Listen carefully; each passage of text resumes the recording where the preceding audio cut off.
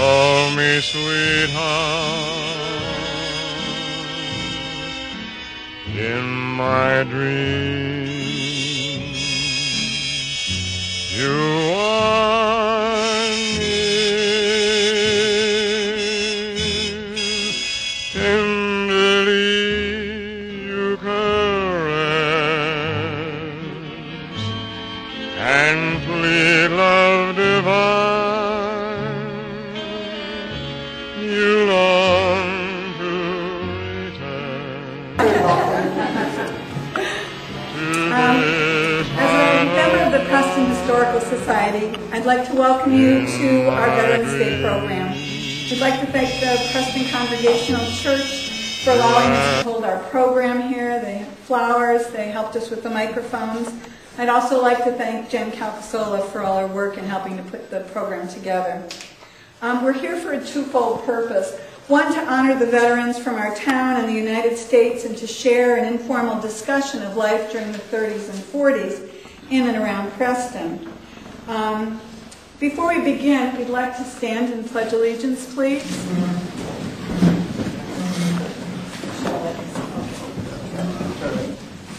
I pledge allegiance to the flag of the United States of America and to the republic for which it stands, one nation, under God, indivisible, with liberty and justice for all.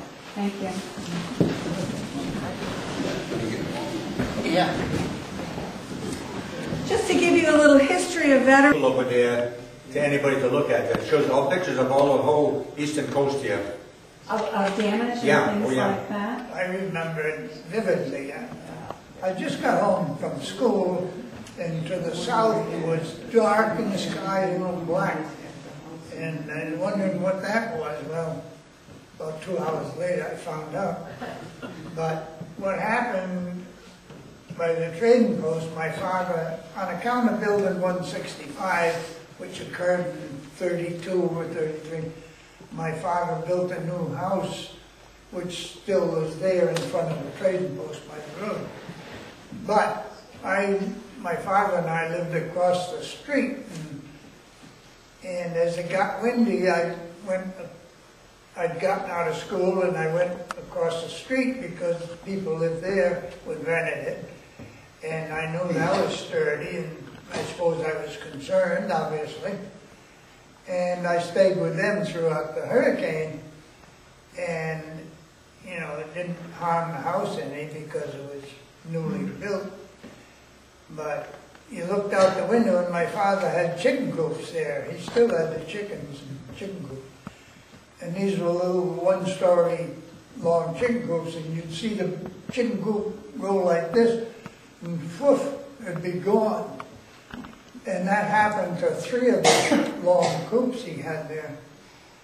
And afterwards, like the next day, you never saw a feather, you never saw a chicken. I don't know where they ended up in New Hampshire. But Someone had a good meal that night. some of the rubble from the chicken coops was blowing around there, but Wow. no chickens.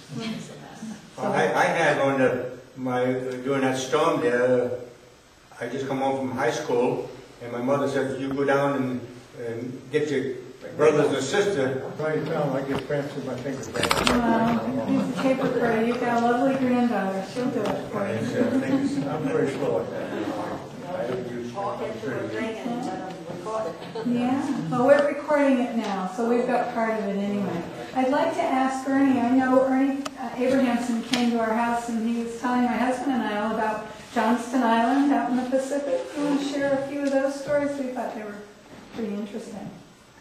Well, Johnston Island is about 1,000 miles southwest of Pearl Harbor, and I was transferred down there. This was getting toward the end of the war, and this island is a mile long. It was a mile long and a half a mile wide. It was all coral. There wasn't a blade of grass, nowhere. And half of it was airstrip. The other half was support, our barracks. We had Quonset huts, and was a hangar for the planes to work on. and it was about 4 feet above sea level. But every day on the airstrip, they had to water it and roll it to keep the algae, keep the coral alive, otherwise it would die if you don't keep it wet. And planes would stop there for refueling, or they had a mechanical problem. And I spent the last 6 months of my Navy time there, which was nice and warm. Didn't have too much to do because it was near the end of the war. And that's about all there was to that place. But he didn't. Took an eye out to do it. That's it. We grew up together, and some of the things we can tell you. Well, I know what he likes to talk. I mean, he likes to talk, so do it. I have a question. When did electricity come to Preston? Oh, I can't remember. I can remember we were without electricity, and Krug Road was a dirt road, and if I can't remember. Society has, I think, different areas. Yeah. Oh, yeah. We used to have in the basement, and many other people did, you had this 32-volt electric system. You had 16 batteries down in the basement, and you had an engine that would run a generator and charge the batteries up for a couple times a week. Of course, you were real conservative with the amount of electricity you used, and everything was 32 volts. And so we used that till we got, 110 or 220. I don't remember, it must have been. Well, I can remember this much. When I was 9 years old, the Gonsalskis moved from Greenville up on top of the hill that we talk about up here, where the Gonsalskis, where Henry just lived. And at that time, there was no electricity because Henry had a Delco plant, and when they had the cattle, you could always tell it was milking time because you could hear the Delco plant start up. And that sound would travel.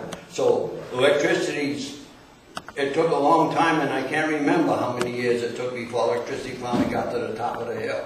Then electricity stopped there, and when I moved further up the road, the town road was discontinued at that time, and they got the road open again, electricity. And when they did that, then Connecticut Light and Power put the poles in. Electricity came on Krug Road, I remember back then, this was back in the 50s, 60s, something like that. It came from both ends, and there wasn't anything in the middle. Finally, progress goes on like everywhere, and the road went all the way through, and so did the electricity. So to answer your question, I can't tell you that, but I can tell you that they didn't have electricity back in 1939, 38, all the way up the road. No, I think it was in the 40s. Yeah, we got electricity at the farm in either 1941 or 42.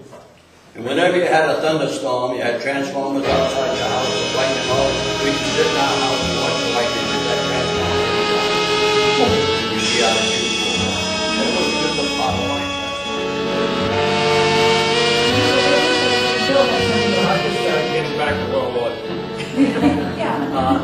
You asked about the ending of World War II. I think that Okinawa was In my dreams, you call me sweetheart. In my dreams, you are near. Tenderly you caress and please.